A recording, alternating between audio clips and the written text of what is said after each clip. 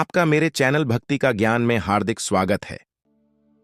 प्रिय भक्तगण, आज हम आपको एक कथा का श्रवण करा रही हूँ जो सुनने मात्र से आपके जीवन में सुख, संपत्ति और धन की वर्षा होगी।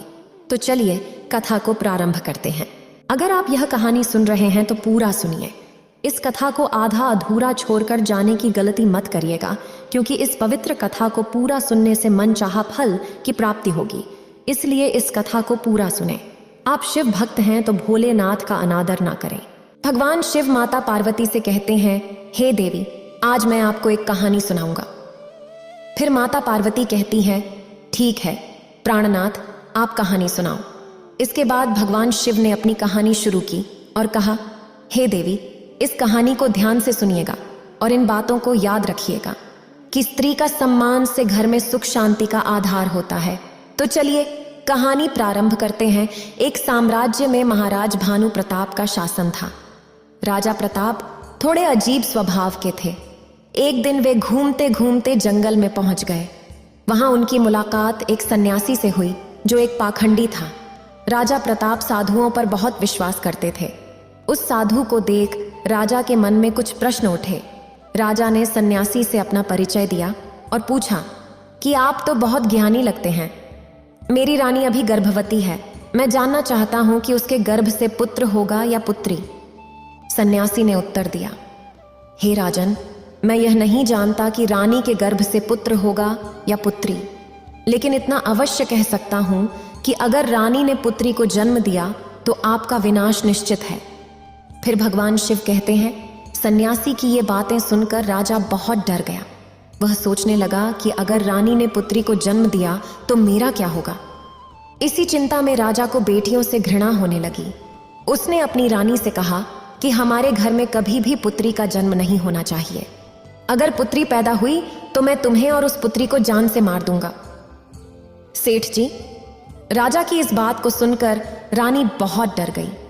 वह जानती थी कि राजा बहुत जिद्दी है और अगर पुत्री का जन्म हुआ तो वह उसे मार सकता है।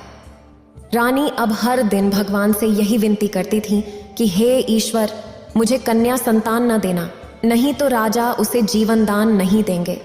प्यारे दर्शकों, भगवान की अनुकंपा से महाराज प्रताप की पत्नी ने पहले एक पुत्र को जन्म दिया। इससे रानी और राजा दोनों बहुत खुश हुए। राजा खुश था क्योंकि उन्हें पुत्री नहीं हुई थी, लेकिन रानी की खुशी का कारण यह था कि अगर पुत्री होती तो क्या होता, उन्हें कन्या हत्या का पाप लगता। फिर भगवान शिव कहते हैं, कुछ समय बाद रानी फिर से गर्भवती हुई। जब बच्चे के जन्म का समय नजदीक आया, उसी समय राजा को किसी अहम काम से दूसरे राज्य में जाना पड़ा और वापस आने में उन्हें कई दिन लगने वाले थे। जाते समय राजा ने अपनी रानी से कहा कि अगर तुम्हारे गर्भ से कन्या का जन्म होता है तो उसे मार डालना, मैं बेटी का मुख नहीं देखना चाहता। राजा तो वहां से चले गए और उन्हें अपनी राजधानी वापस आने में कई महीने लग गए। पर इसी बीच रानी ने एक कन्या को जन्म दिया। जिस बात का भय था वही हुआ। बेटी को देख रानी विचलित हो गई।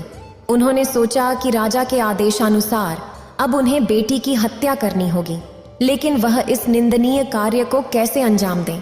वह एक माँ है और उनके लिए बेटा जितना प्रिय है, बेटी भी उतनी ही प्रिय है। बेटी को देख रानी बिल्कुल टूट गई और रोते हुए बोली, हे ईश्वर, अब मैं क्या करूं? कन्या हत्या एक बहुत बड़ा पाप है। पुत्र बुरा हो सकता है पर मां कभी बुरी नहीं हो सकती। रानी एक बड़े धर्म संकट में फंस गई थी। रानी को रोते देख उनकी दासी ने पूछा, हे रानी, घर में कन्या का जन्म हुआ है, यह तो खुशी की बात है, लेकिन आप यहाँ बैठी रो क्यों रही हैं? इसका क्या कारण है? तब रानी ने उत्तर दिया, दासी, वास्तव में जो नहीं होना चाहिए था वही हुआ है। और फिर रानी ने दासी को सारी बात बताई कि राजा ने कन्या को मारने का आदेश दिया है। रानी ने कहा, अब आप ही बताओ, मैं इस मासूम बच्ची की जान कैसे ले सकती हूँ? इस पर दासी ने रानी से कहा, रानी, आप चिंता न करें। आप राजा से कह देना कि मैंने बेटी को मार दिया है। मैं आपकी बेटी को सभी के सामने ले जाऊंगी, पर मैं उसे मारूंगी नहीं, बल्कि उसे पालूंगी। अगर किसी ने पूछा तो मैं कह दूंगी कि ये मेरी भांजी है। इससे न केवल इस बच्ची की जान बचेगी, बल्कि वह राजा की नजरों से भी छिपी रहेगी। उसके पालन पोषण की चिंता मत करिए, मैं उसे अपनी बेटी की तरह ही पालूंगी। यह सुनकर रानी बहुत खुश हुई और सोचने लगी कि भले ही वह अपनी बेटी को नहीं देख पाएंगी, लेकिन कम से कम वह जीवित तो रहेगी। इसके बाद रानी ने दुखी मन से कुछ गहने उस दाई को अपनी पुत्री के पालन पोषण के लिए दे दिए। रानी ने दाई से कहा, दाई माँ, मैं आपका यह उपकार जीवन भर नहीं भूलूंगी। जब भी आपको धन की आवश्यकता होगी मैं आपको इससे भी अधिक दूंगी, लेकिन मेरी बेटी का यह सच कभी उजागर मत होने देना। फिर भगवान शिव कहते हैं कि रानी ने अपनी बेटी को दाई के हवाले कर दिया और धीरे धीरे पूरे राज्य और महल में यह अफवाह फैला दी कि दाई ने बच्ची को मार दिया और उसे जमीन में दफना दिया। फिर भगवान शिव कहते हैं, इधर उस बेटी को ले जाने के बाद दाई ने उसका बहुत अच्छे से पालन पोषण शुरू कर दिया। कुछ समय बाद जब राजा प्रताप अपने महल वापस आए तो उन्हें यह खबर सुनाई गई कि उनकी अनुपस्थिति में रानी ने एक कन्या को जन्म दिया और उसे राजा के आदेशानुसार मारकर जमीन में गाड़ दिया गया। इस खबर से राजा बहुत खुश हुए। उधर दाई ने उस बच्ची को अपनी भांजी बताकर पालना शुरू किया और जब भी रानी उसे देखना चाहती दाई उसे महल ले आती। रानी की ममता उस बच्ची को देखकर छलक पड़ती और वह चोरी छिपे उससे प्यार करती। अगर कोई पूछता तो दाई उसे अपने भाई की बेटी बताती। रानी को उस कन्या को देखकर बहुत सुकून मिलता और वह दाई को धन, कपड़े और गहने दिया करती। दाई ने भी रानी के आदेशानुसार उस कन्या की परवरिश में कोई कमी नहीं रखी। वह कन्या धीरे धीरे बड़ी होकर जवान हो गई और एक सुंदर राजकुमारी की तरह दिखने लगी। जब वह जवान हुई तो दाई ने उसे महल ले जाना बंद कर दिया और वह दिन भर दाई के घर में ही रहती। एक दिन राजा प्रताप अपने नगर का भ्रमण कर रहे थे। जब उनकी सवारी दाई के घर के सामने से गुजरी तो उस कन्या को छत पर खड़े होकर अपने बाल सुखाते हुए देखा। वह बहुत ही खूबसूरत लग रही थी। राजा प्रताप की नजर अचानक उस पर पड़ी और उसकी सुंदरता ने उन्हें मंत्रमुग्ध कर दिया। राजा ने तुरंत अपने मंत्री से पूछा कि यह राजकुमारी जैसी दिखने वाली कन्या कौन है जिसने उन्हें अपने रूप से घायल कर दिया है। मंत्री जी ने जल्दी से सब कुछ पता करके राजा को सूचित किया कि महाराज, यह लड़की एक वृद्ध महिला की भांजी है।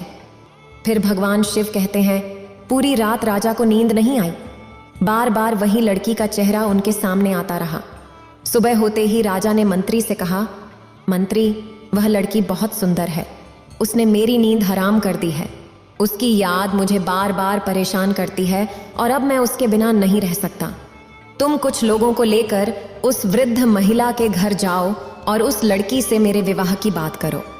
फिर भगवान शिव कहते हैं, उसी दिन राजा के आदेशानुसार मंत्री कुछ सैनिकों के साथ उस लड़की का हाथ मांगने गया और उस दाई को बताया कि हमारे राजा आपकी भांजी से विवाह करना चाहते हैं और उससे अपनी रानी बनाना चाहते हैं। यह सुनकर दाई के होश उड़ गए। वह सोचने लगी, हे भगवान, ये क्या अनर्थ होने जा रहा है। अब मैं क्या करूं? यह लड़की तो उसी राजा की बेटी है और राजा को इसका पता नहीं है। तभी उस वृद्ध महिला ने साफ इनकार करते हुए कहा, भाई, मैं एक गरीब स्त्री हूँ। मेरी भांजी राजा के लायक नहीं है, इसलिए आप इस रिश्ते को लेकर दोबारा मेरे घर मत आना। मंत्री ने कहा, हेमा, तुम कैसी मूर्ख स्त्री हो। राजा के साथ अपनी बेटी का विवाह करने से इनकार कर रही हो। तुम्हें तो अपने भाग्य को समझना चाहिए कि राजा स्वयं तुम्हारी बेटी से विवाह करना चाहते हैं। मंत्री जी के बार बार आग्रह करने पर भी वह वृद्धा महिला ने राजा से अपनी बेटी की शादी करने से मना कर दिया। निराश होकर मंत्री वापस लौट आया और राजा को सारी स्थिति समझाई कि वह बुजुर्ग महिला आपके साथ अपनी बेटी का विवाह करने को तैयार नहीं है। फिर भगवान शिव कहते हैं, आगे की इस बार राजा ने कुछ और लोगों को उस वृद्धा के घर भेजा। उन्होंने उसे हजारों प्रलोभन दिए, डराया, धमकाया, लेकिन वह वृद्धा इस प्रस्ताव के लिए राजी नहीं हुई। वृद्धा की दृढ़ता देखकर राजा बहुत क्रोधित हो गया। राजा ने तुरंत ही आदेश दिया कि उस वृद्धा को पकड़कर दरबार में लाया जाए। राजा का आदेश पाकर सिपाही तुरंत दौड़े और उस वृद्धा को बंधक बनाकर ले आए। बंधक बनाकर दरबार में लाने के बाद उस वृद्धा की बहुत पिटाई की गई। सैनिकों की मार सहन नहीं कर पाई वह महिला और राजा के सामने चीखते हुए गिर पड़ी। तब उसने सारी सच्चाई बता दी कि हे महाराज, वह लड़की कोई और नहीं बल्कि आपकी ही सगी बेटी है।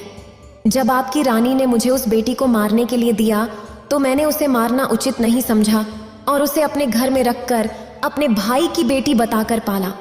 मैंने ही आपकी बेटी को पाल पोस कर बड़ा किया है। अगर आप अपनी ही बेटी से विवाह करेंगे तो यह एक बहुत बड़ा पाप होगा। फिर भगवान शिव कहते हैं, दासी की बातें सुनकर राजा हैरान रह गया। उसने अपने सिर को पीटा और सोचने लगा, हे ईश्वर, मैं कितना बड़ा पाप करने वाला था। तूने मुझे इस बड़े पाप से बचा लिया। इसके बाद राजा प्रताप का क्रोध और भी बढ़ गया। उसने फौरन अपने पुत्र को आदेश दिया कि बेटा, अपनी बहन को जंगल में ले जाओ, उसका सिर काट दो और वहीं दफना दो। सबूत के तौर पर उसकी आंखें निकाल कर मेरे पास ले आना। फिर भगवान शिव कहते हैं, उस राजा का एक बेटा था जो उस लड़की से बड़ा था और अब वह भी जवान हो चुका था। अपने पिता की ऐसी बातें सुनकर राजकुमार जोधा बहुत परेशान हो गया। वह सोचने लगा, पिताजी ने मुझे बहुत ही पाप का काम सौंपा है। इतने सालों बाद मुझे मेरी बहन मिली है और मैं उसे अपने हाथों से मार डालूं? भगवान मुझे कभी माफ नहीं करेंगे। हे ईश्वर, मुझसे यह पाप मत करवाओ। अब राजकुमार बहुत दुखी होने लगा। वह सोचने लगा, मैं कैसे अपनी बहन का कत्ल करूंगा, कैसे उसकी आंखें निकालूंगा। अगर मैं इनकार करता हूं तो राजा बहुत जिद्दी है, वह मुझसे नहीं तो किसी और से मेरी बहन को मरवा ही देगा। फिर भगवान शिव कहते हैं, अब मजबूर होकर राजकुमार अपनी बहन को लेकर जंगल की ओर चल पड़ा, क्योंकि उसे जाना ही था। जंगल में ले जाते समय भाई का प्यार बहन के लिए उमड़ पड़ा और उसने कहा, बहन, मैं किसी भी हालत में तुम्हारा कत्ल नहीं करूंगा। मैं तुम्हें यहीं जंगल में छोड़ दूंगा। अब आगे तुम्हारी किस्मत है कि वह तुम्हारे साथ क्या करती है। तब बहन ने जवाब दिया, भैया, तुम मुझे मार दो और मेरी आंखें निकाल कर पिताजी को दिखा दो। अगर तुम ऐसा नहीं करोगे तो हमारे पिता तुम्हें भी मार डालेंगे। फिर भगवान शिव कहते हैं, उस वक्त वे दोनों भाई बहन एक दूसरे से गले लगकर खूब रो रहे थे। उन पर दुहक का पहाड़ टूट पड़ा था। उन्हें समझ नहीं आ रहा था कि वे क्या करें। आखिरकार राजकुमार ने फैसला किया। उसने ठान लिया कि वह अपनी बहन की जान नहीं लेगा। उसने अपनी बहन को बताया कि वह उसे इस जंगल में छोड़ रहा है। आगे भगवान की मर्जी है कि वह तुम्हारे साथ क्या करेगा। मैं पिताजी के सामने कोई बहाना बना दूंगा। यह कहकर उसने अपनी बहन को जंगल में छोड़ दिया और आगे बढ़ गया। आगे जाकर उसे जंगल में एक हिरण मिला। उसने फौरन उस हिरण को पकड़ा और उसकी आंखें निकाल लीं। फिर वह अपने पिता के पास पहुंचा और हिरण की आंखें दिखाते हुए बोला कि पिताजी, मैंने बहन को मारकर एक नदी में फेंक दिया है। राजा ने आंखें देखकर विश्वास कर लिया कि उसके पुत्र ने वास्तव में लड़की को मार दिया है और वह खुश हो गया। इस बीच रानी ने अपने बेटे को बुलाया और पूछा कि क्या तूने सच में अपनी बहन को मारा है?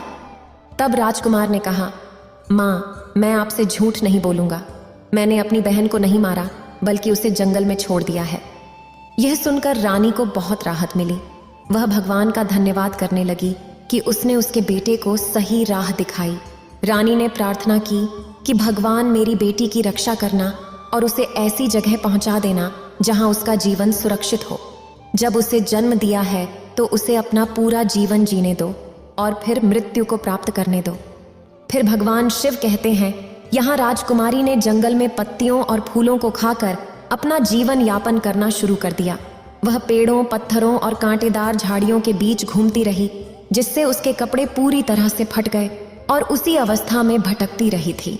उसने कई दिन जंगल में बिताए। एक दिन ऐसा भी आया जब उसके पास पहनने के लिए कोई कपड़ा नहीं बचा। वह पेड़ों से फल तोड़कर खाती और घनी झाड़ियों में छिपकर सोती थी। एक दिन उसी जंगल में एक अन्य राज्य के राजा सूर्यभान शिकार खेलने आए।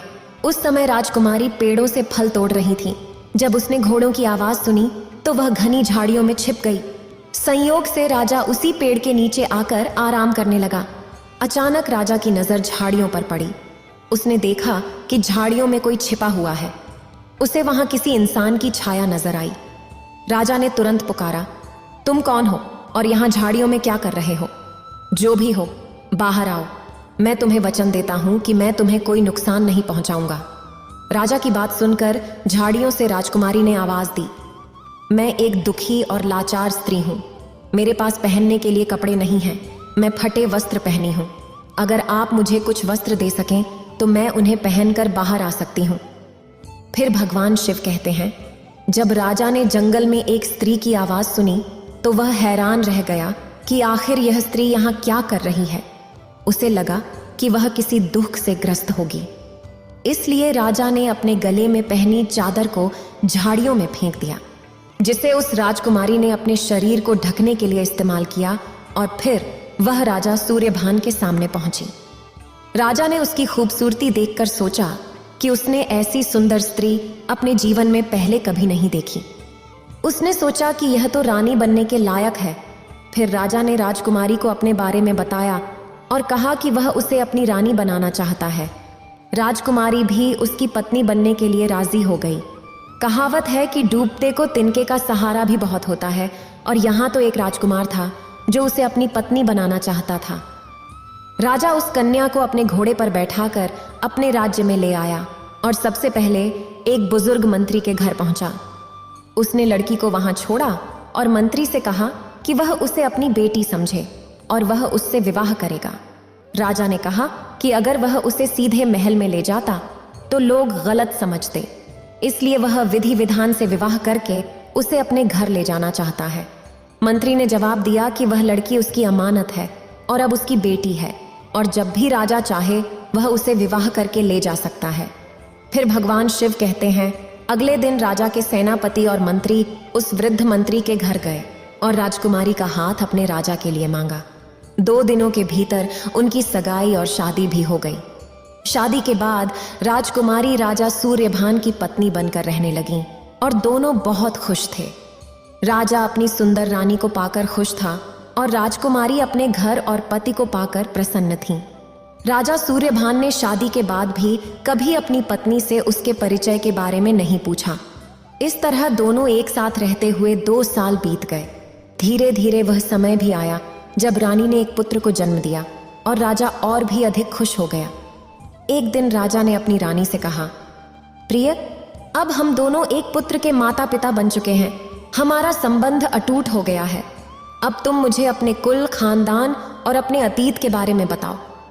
राजकुमारी ने किसी तरह उस बात को टाल दिया। इसी तरह कई वर्ष बीत गए। कुछ समय बाद रानी ने फिर एक पुत्र को जन्म दिया। तब राजा ने फिर से अपनी रानी से वही बात दोहराई। राजकुमारी अपने बीते कल की बातें अपने पति को नहीं बताना चाहती थी, लेकिन राजा ने उनके अतीत को जानने की बहुत इच्छा जताई। रानी भी जानती थी कि राजा उनसे बहुत प्रेम करते हैं। तब राजकुमारी ने राजा के पूछने पर अपने जीवन की पूरी कहानी सच सच बता दी। जब राजा ने राजकुमारी के मुख से ऐसी दुख भरी कहानी सुनी तो उसकी भी आंखों में आंसू आ गए। राजा उसके पिता को धिक्कारने लगा। उसके बाद रानी से बोला, अगर मैं तुम्हें तुम्हारे पिता से मिलाने ले चलूं तो क्या तुम मेरे साथ चलोगी? राजकुमारी ने अपने पिता से मिलने से इनकार कर दिया। राजा ने बहुत आग्रह किया कि तुम्हें एक बार अपने पिता से जरूर मिलना चाहिए। राजा के बार बार निवेदन करने पर रानी अपने पिता से मिलने को तैयार हो गई। अगले दिन राजा ने राजा प्रताप के यहाँ जाने का निश्चय किया। रथ सजाया गया और जाने की पूरी तैयारी हो गई। तभी राजा के पास एक जरूरी काम आ गया। राजा को अपने दूसरे शहर में जाना था, तो राजा ने अपने मंत्री और सेनापति से कहा कि तुम सेना की एक टुकड़ी लेकर रानी के साथ चले जाओ। मैं अपना काम निपटाकर वहां पहुंच जाऊंगा। फिर भगवान शिव कहते हैं, इस तरह राजा सूर्यभान ने अपनी रानी और बच्चों को मंत्री और सैनिकों के साथ राजा प्रताप के देश की ओर विदा किया। रानी को समझाया कि वह अपने पिता के घर जाते समय चिंता न करें, क्योंकि वह उनके पहुंचने से पहले ही वहां पहुंच जाएंगे। इधर राजा सूर्यभान के मंत्री और सेनापति ने कुछ सैनिकों के साथ राजकुमारी को लेकर राजा प्रताप के राज्य की ओर प्रस्थान किया। राजा सूर्यभान का राज्य राजा प्रताप के राज्य से काफी दूर था, इसलिए रास्ते में शाम हो गई और उन्होंने एक जगह पर डेरा डाल दिया और वहीं रुकने का निर्णय लिया। जहां राजकुमारी का डेरा लगा था वहीं मंत्री ने भी अपना डेरा लगा लिया। राजकुमारी ने देखा और मंत्री से पूछा कि क्या वह जानते हैं कि वह एक राजा की बेटी और पत्नी है, और उन्होंने मंत्री से अपना डेरा कहीं और लगाने को कहा। मंत्री ने जवाब दिया कि राजा ने उन्हें रानी और बच्चों की रक्षा के लिए भेजा है। राजकुमारी के बार बार मना करने पर भी मंत्री नहीं माना। फिर शाम को सभी ने खाना खाया और थकान के कारण जल्दी सो गए।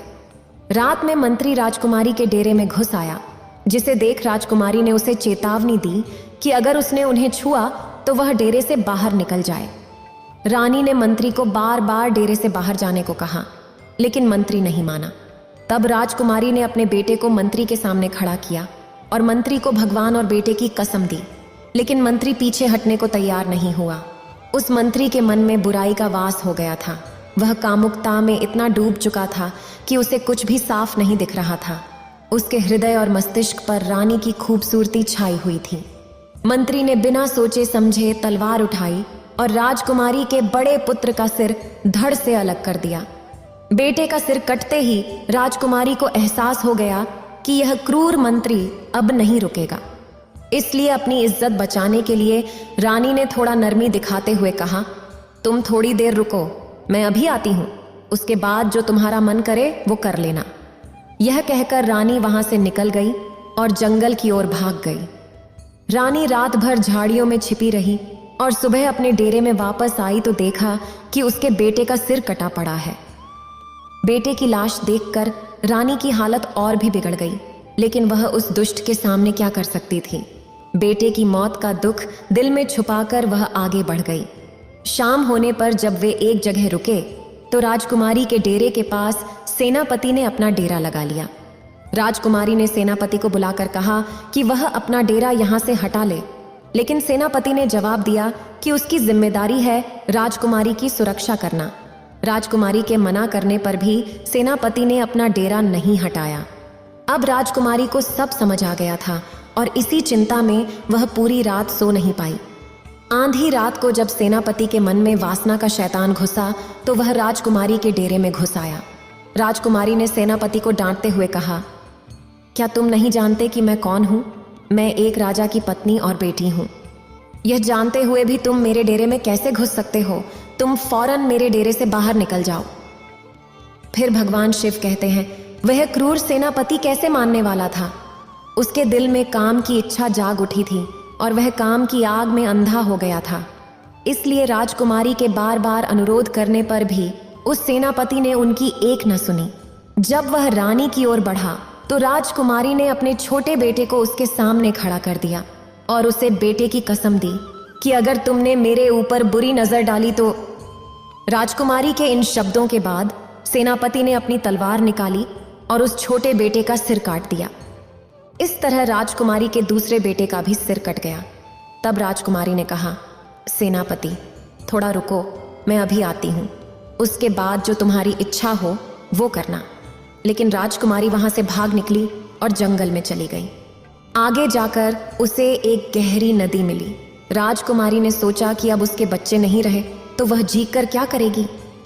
इस निश्चय के साथ उसने मरने की नीयत से नदी में छलांग लगा दी, लेकिन पानी का तेज बहाव उसे खींच ले गया। जंगल के एक किनारे पर नदी बहती हुई जा रही थी और वह उसी किनारे पर जा पहुंची। सुबह हो चुकी थी और वहां दो सन्यासी अपने गुरु के वस्त्र धोने आए थे। उन्होंने देखा कि एक महिला नदी में बहती आ रही है और उन्होंने राजकुमारी को बचा लिया। राजकुमारी के पैरों तले जमीन खिसक गई। उसने सोचा कि उसे मंत्री और सेनापति से तो बचाव मिल गया, लेकिन अब ये दो योगी उसे घेर रहे हैं। जब दो योगियों ने उसे पकड़ा तब तक 4 और सन्यासी वहां पहुंच गए। राजकुमारी और भी डर गई और सोचने लगी कि अब वह और भी बड़ी मुसीबत में फंस गई है। रानी इतनी सुंदर थी कि जो भी उसे देखता वह उस पर मोहित हो जाता। अब वे महात्मा आपस में लड़ने लगे और धक्का मुक्की करने लगे। एक दूसरे को धक्का देते हुए वे कहने लगे, यह राजकुमारी मेरी है, ये मेरी है। लेकिन अंत में संतों ने सोचा कि इस तरह हम छाहों में से कोई निर्णय नहीं कर पाएंगे। चलो हम इस राजकुमारी को अपने गुरुजी के पास ले चलते हैं, वही हमारा निर्णय करेंगे। गुरुजी के पास पहुंचकर योगियों ने राजकुमारी को देखकर अपनी इच्छा प्रकट की। गुरुजी, जो बहुत ही ज्ञानी और तपस्वी संत थे, ने उस महिला को देखते ही समझ लिया कि वह किसी राजघराने से है। उन्होंने अपने शिष्यों को समझाया कि तुम 6 भाई हो और तुम्हारी कोई बहन नहीं है।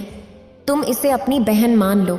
अगर यह तुम्हारी बहन बनकर आश्रम में रहेगी तो एक दिन तुम्हारी जिंदगी बदल जाएगी।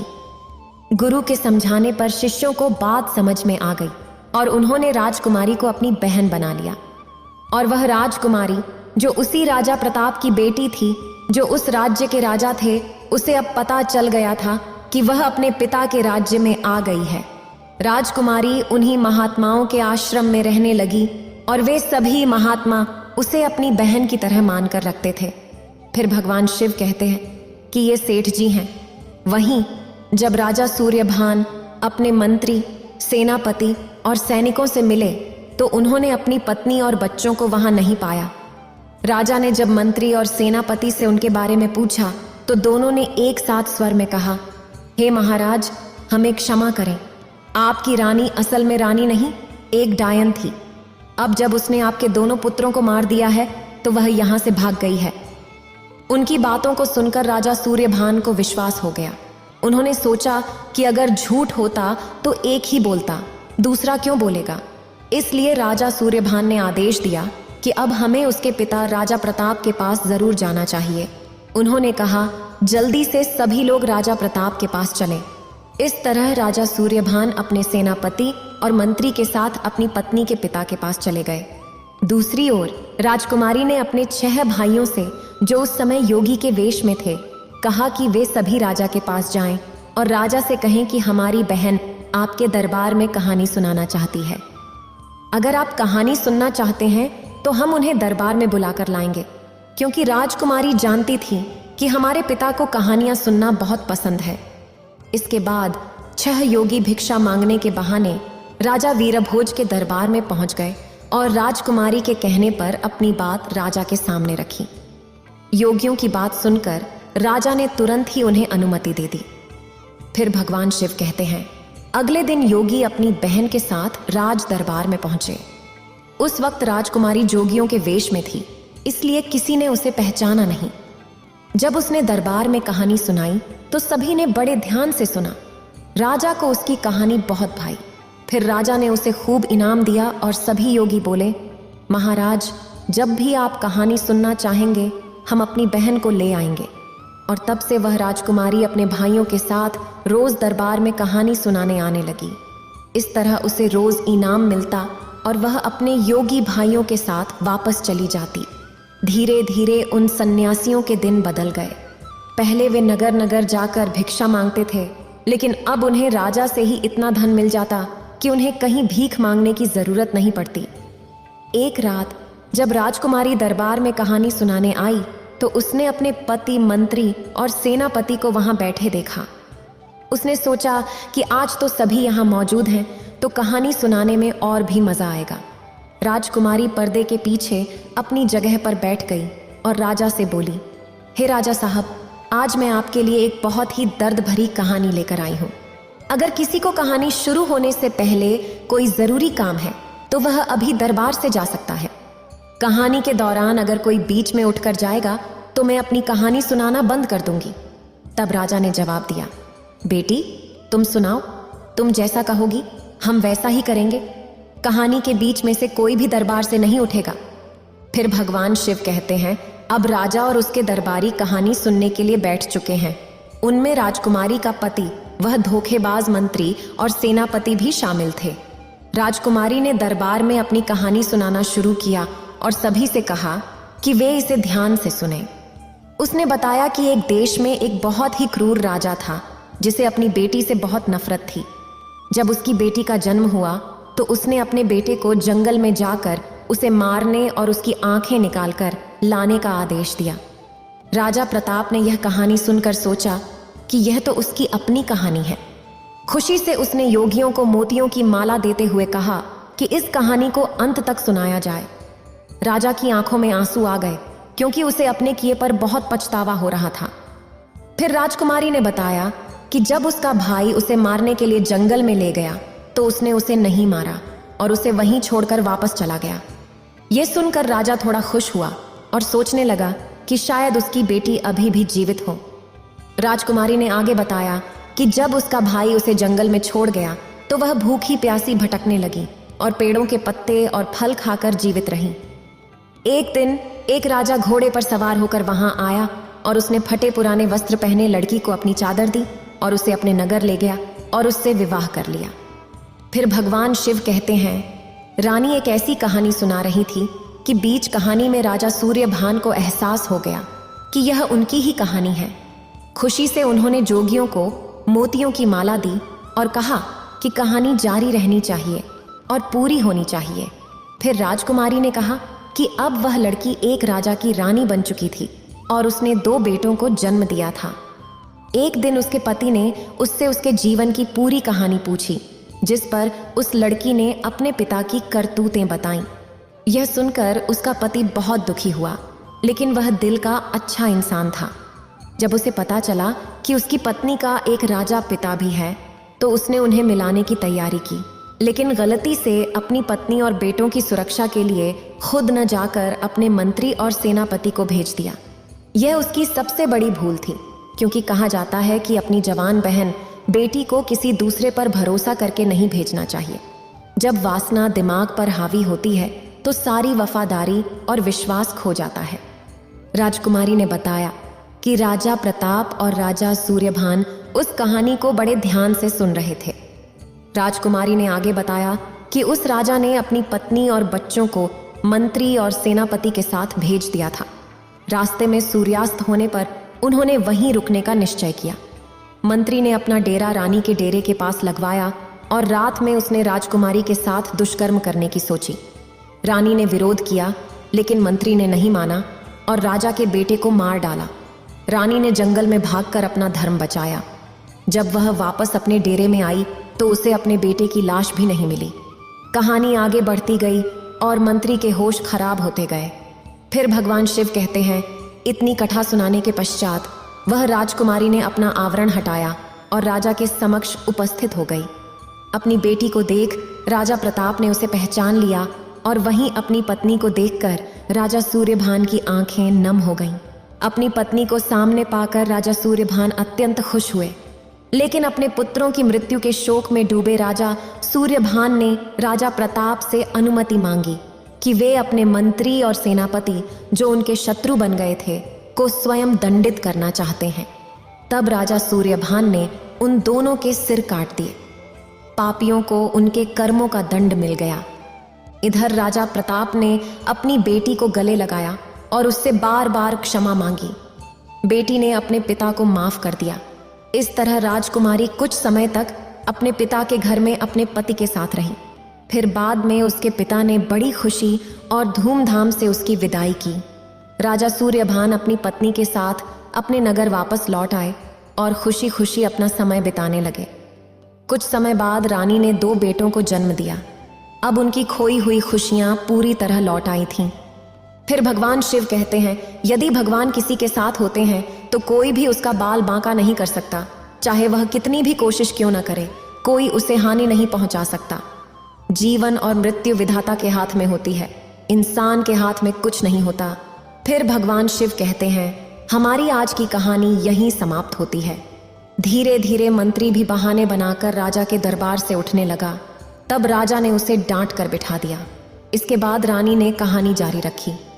अगले दिन जब वे आगे बढ़े और रास्ते में डेरा डाला तो उस रात सेनापति बुरी नीयत से रानी के पास पहुंच गया। रानी ने पहले तो उसे डांटा और जाने को कहा, लेकिन वह नहीं माना। फिर रानी ने उसे अपने छोटे बेटे की कसम दी। यह सुनकर सेनापति डर गया और सोचने लगा कि उसका राज्य खुल जाएगा। वह भी भागने लगा तो राजा ने उसे भी डांट कर बिठा दिया। राजा सूर्यभान ने पूछा, क्या भाई, सच्चाई सुनने में दिक्कत हो रही है? क्या सेनापति भी चुपचाप बैठ गया? इस बीच कहानी आगे बढ़ी। राजकुमारी ने बताया कि सेनापति ने रानी के छोटे बेटे को मार दिया और गलत इरादे से रानी की ओर बढ़ा, लेकिन राजकुमारी ने किसी तरह अपनी जान बचाई और नदी में कूद गई। भाग्यवश वह जिंदा बच गई और नदी में बहते हुए जंगल के दूसरे छोर पर पहुंच गई। वहां उसे 6 रोगी मिले और सन्यासी भी उसे अपनी पत्नी बनाना चाहते थे, लेकिन उनके गुरुजी ने उन्हें समझाया और पाप से बचाया। गुरुजी के समझाने पर सन्यासियों ने राजकुमारी को अपनी बहन मान लिया। फिर वे भाई बहन रोज अपनी बहन को लेकर राजा के यहाँ कहानी सुनाने जाने लगे। फिर भगवान शिव कहते हैं, इतनी कथा कहने के पश्चात वह राजकुमारी ने अपना आवरण हटाया और राजा के समक्ष उपस्थित हो गई। अपनी पुत्री को देख राजा प्रताप ने उसे पहचान लिया और वहीं अपनी पत्नी को देखकर राजा सूर्यभान की आंखें नम हो गईं। अपनी पत्नी को सामने पाकर राजा सूर्यभान अत्यंत खुश हुए। लेकिन अपने पुत्रों की मृत्यु के शोक से ग्रस्त राजा सूर्यभान ने राजा प्रताप से अनुमति मांगी कि वे अपने मंत्री और सेनापति, जो उनके शत्रु बन गए थे, को स्वयं दंडित करना चाहते हैं। तब राजा सूर्यभान ने उन दोनों के सिर काट दिए। पापियों को उनके कर्मों का दंड मिल गया था। इधर राजा प्रताप ने अपनी पुत्री को गले लगाया और बार बार उससे अपनी गलतियों के लिए क्षमा याचना की। पुत्री ने अपने पिता को माफ कर दिया। इस तरह राजकुमारी कुछ समय तक अपने पिता के घर पर अपने पति के साथ रही। फिर बड़े हर्षोल्लास के साथ उसके पिता ने उसकी भव्य विदाई की। राजा सूर्यभान अपनी पत्नी के साथ अपने नगर वापस लौट आए और खुशी खुशी अपना समय बिताने लगे। कुछ ही समय में रानी ने 2 और पुत्रों को जन्म दिया। अब उनकी खोई हुई खुशियां पूरी तरह लौट आई थीं। फिर भगवान शिव कहते हैं, यदि भगवान किसी के साथ होते हैं तो कोई भी उसका बाल बांका नहीं कर सकता। चाहे वह कितनी भी कोशिश क्यों न करे, उसे मार नहीं सकता। जीवन और मृत्यु विधाता के हाथ में होती है, इंसान के हाथ में कुछ नहीं होता। फिर भगवान शिव कहते हैं, हमारी आज की कथा यहीं समाप्त होती है। अगर आपको ये वीडियो अच्छी लगी हो तो लाइक करें और शेयर करें और मेरे चैनल भक्ति का ज्ञान को सब्सक्राइब करें। आपका धन्यवाद।